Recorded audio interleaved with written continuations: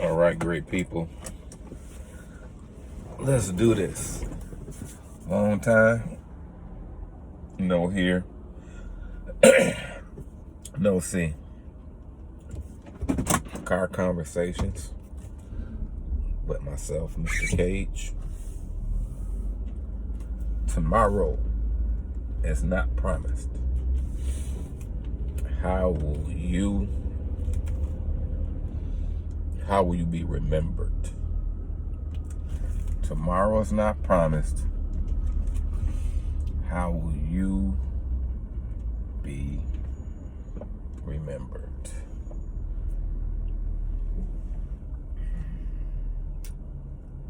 I wanted to do something like a long form video. I know that on our social media outlets and platforms, we've been sending out a flood of shorts, and that's more strategic to get the message out, especially as school is getting ready to start and we look to go into different schools, community centers, what have you, to share the message of potential, teaching kids to think before they do.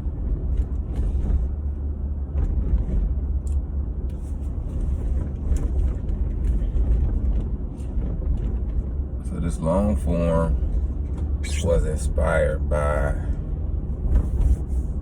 a conversation I was involved in this morning with one of my brothers. I've been knowing this young man for ages.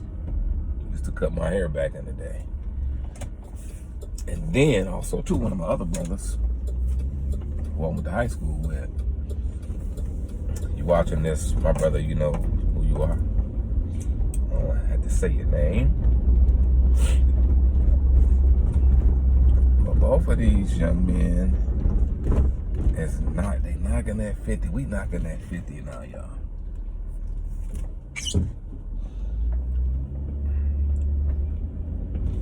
In a conversation with one of my brothers, I shared a story with him about a young man, first name Tony, older guy, that impacted my life. I'm gonna share the same story with you and with our supporters and followers, and go into some more details about how important it is to live this life that we've been given with intentionality. We have to be very intentional. For those of you who may not know who you're watching, my name is Mr. Cage. I am a training and development specialist and training manager for Potential, teaching kids to think is what they do. Our goal is to help preteens and teens make better decisions in relation to academics, their behavior in school and out of school, and out of school.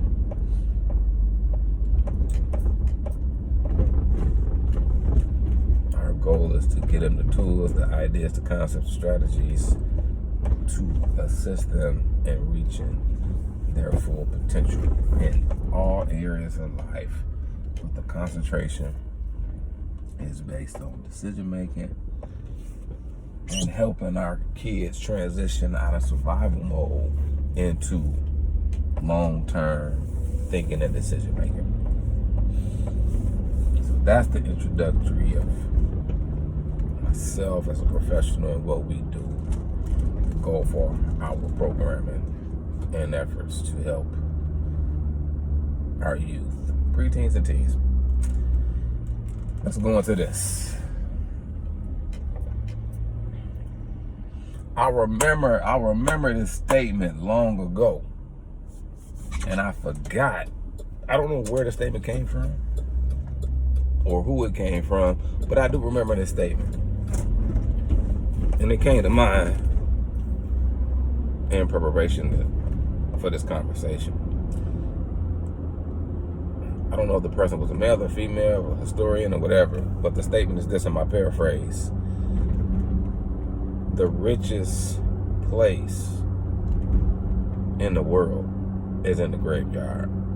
I totally disagree with that statement. I totally disagree. I'm assuming that that type of statement would come from black people suffering loss at the hands of violence. I would definitely assume that that type of statement will come from that circumstance. Excuse me, and I understand it, I get it. But in 2025, I disagree with that statement. To me, and this is my paraphrase of Dr. Miles Monroe, great preacher, orator, teacher of the Word of God, my paraphrase statement for 2025 would be this: the richest or wealthiest place on the planet Earth is in you. Is in you. Everything that we need to live the life that we are supposed to be living is in each and every one of us. We don't have it all. We have segments. We have portions. And with that, I emphasize the importance of working together as a community. Whether it's with your blood relatives or people that you deem family because you've been rocking with them and interacting with them and building with them over a substantial period of time. The richest place on the face of the earth is not in the graveyard. It's in you all day.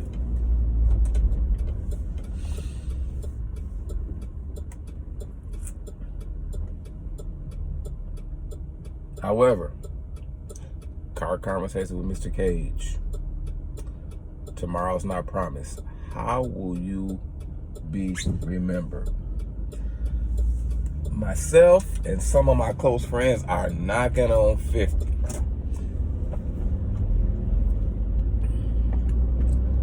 And I can't speak for them, but I can speak for myself. As I age in this physical body, I realize that 40, 45, 46 is not really old. From my life experience, when you get around that 40, mid 40s, touching the late 40s, you just really, or you are just willing to start to understand what life is all about. And what I'm finding out is that this life that we live, the true essence of it is really not about us. It's really not. It's really about leaving an imprint on the earth. People that we come into contact with, people that we find ourselves in relationship with, whether it be family, practical, romantic relationships. Our goal should be, and the true essence of why we're here, is to leave a positive impact on as many people that we come into contact with as possible.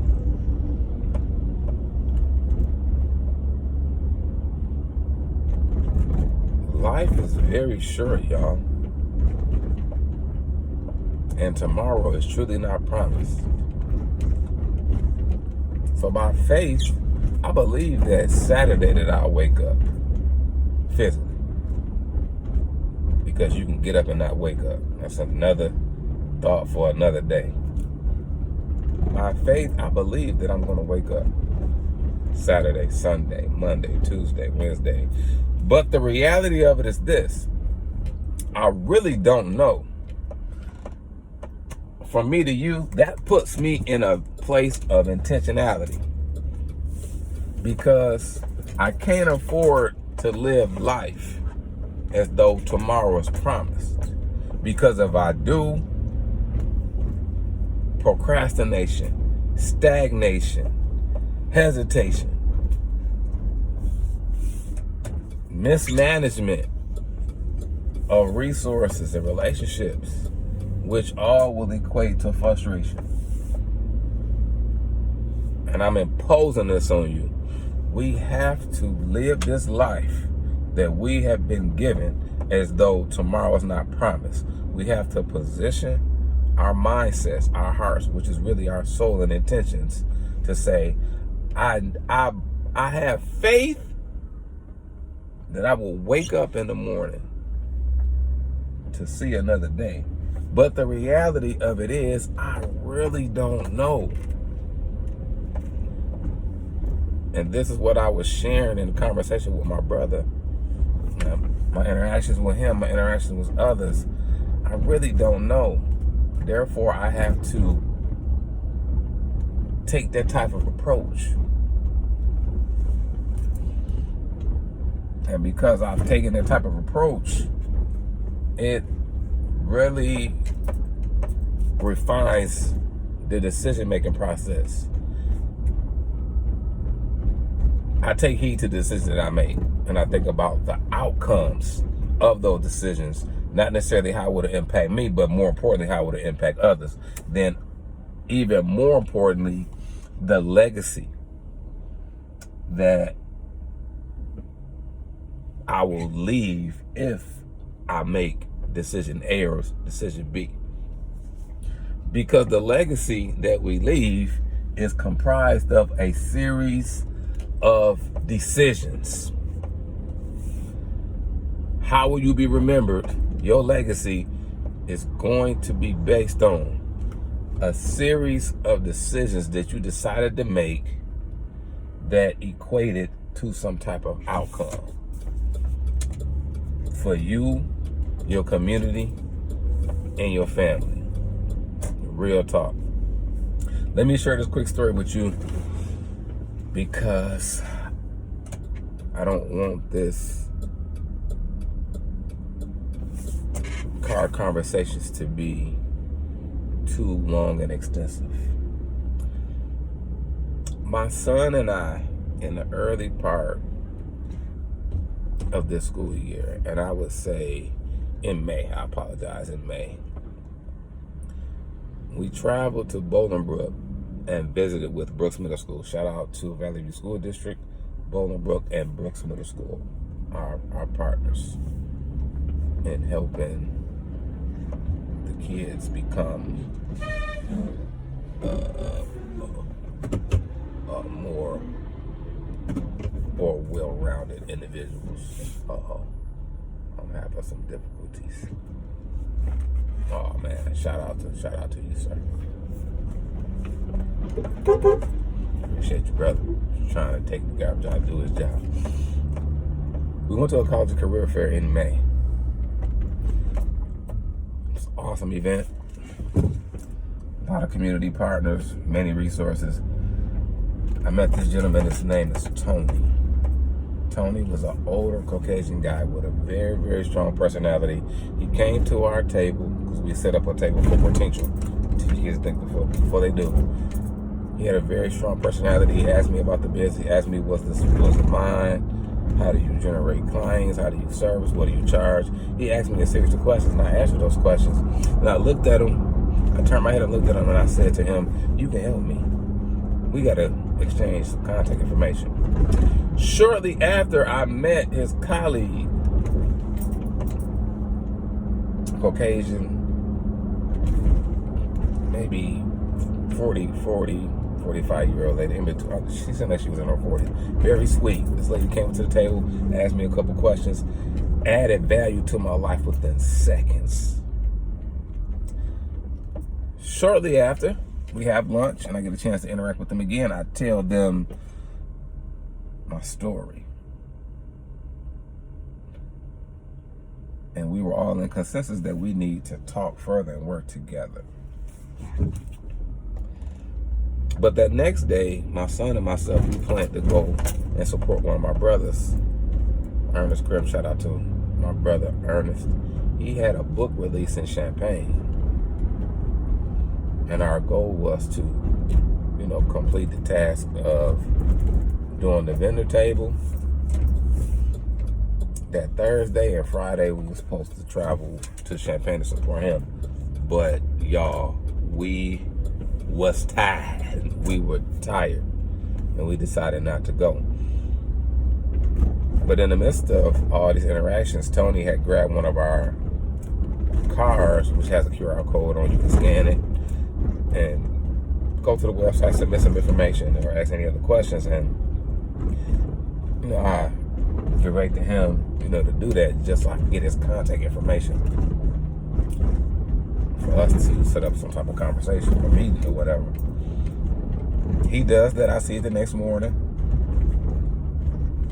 I send my contact information. He gets it, and then he calls me that Friday. I was tired of an answer.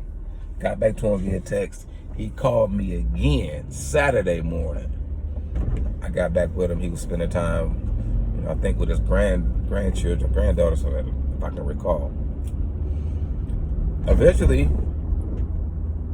we connect Wednesday and we have a conversation, and he poured into me. He asked me a whole bunch of questions, poured into me, shared insight with me. I share insight with him, but it was more him pouring into me. After our conversation, he said to me, "Mark, can I have your address?" I said, "Sure. I want to send you something in the mail." A week later, I get what he sent in the mail. I read it like, wow, very inspirational. Had a scripture connected to it. In addition to him reinforcing what he already told me about how he perceived me. And one statement that I remember that he said to me and that he put in that pamphlet was, "You got the goods. You just gotta focus. You gotta sharpen that axe and just remain focused."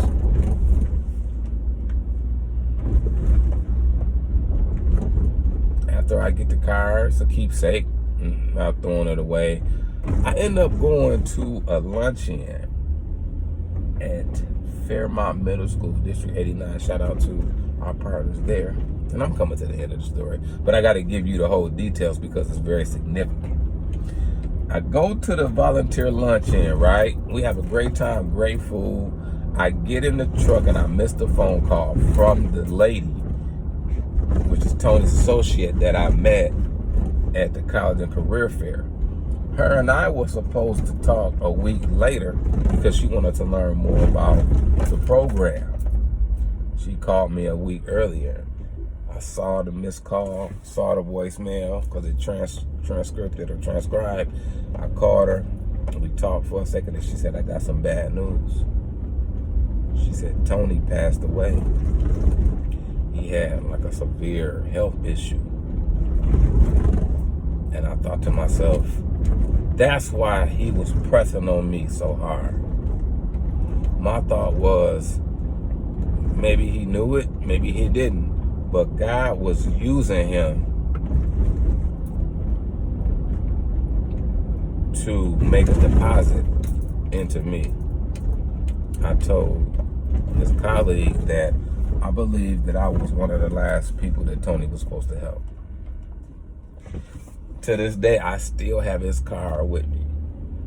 When we go out and do facilitations, or if I'm going to my little study areas, Panera Bread, library, and I bring my computer case, I have his car with me.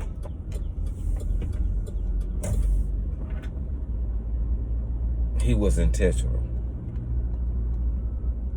He was intentional. And that interaction, relationship, and conversation was tremendously needed. And I'll be forever grateful and thankful to God, Tony, and his family. Tomorrow's not promised. How will you be remembered? I'll leave you with this little bit of conversation as we go. Thank you for staying with us on this long form video, but if you really listen and not be entertained, but be encouraged, edified, and educated, this conversation can truly help you in all areas of life. Now check this out. If tomorrow is not promised, and we come to that revelation and we begin to live our lives with intentionality, then that equates to us, you and I, having a disagreement or a conflict is insignificant when we compare the insignificance to the reason why we're here. If we compare the misunderstandings and the insignificance of that misunderstanding between you and I to why we're here, our purpose and our destiny, many of the conflicts and misunderstandings and the hard places and the resentment and the hurt and the bitterness that we project towards family members, the stubbornness and the immaturity that we operate from will be no more. It will be no more, y'all.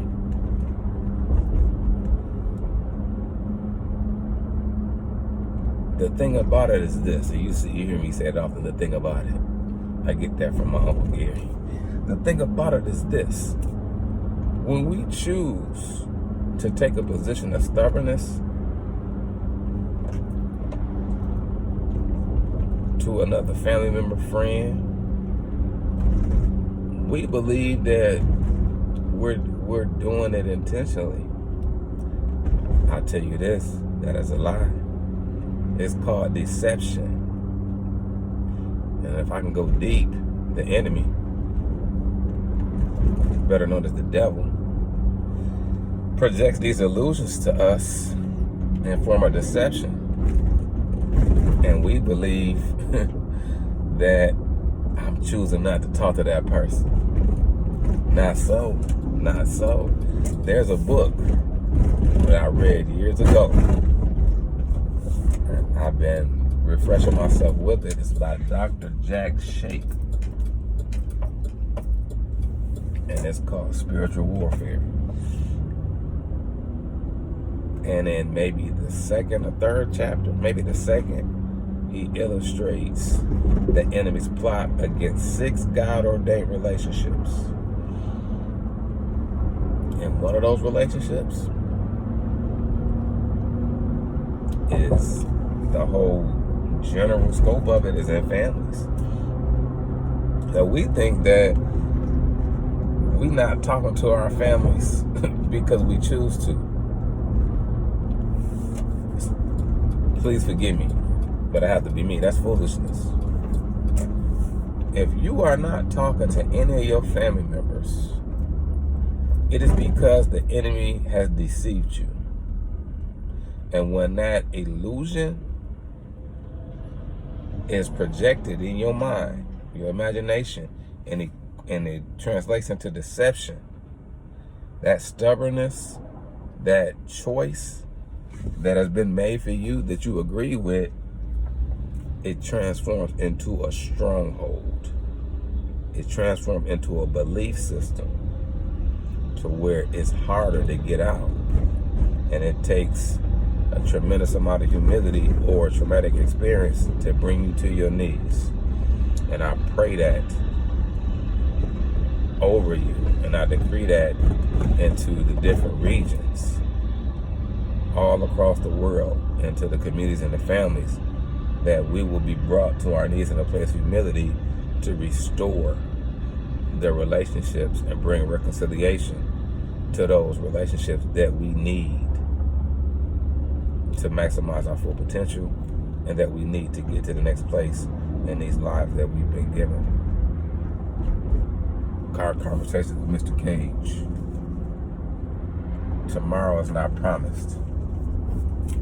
How will you be remembered? Till we meet again, be great at what you do. but aim to be greater at who you are.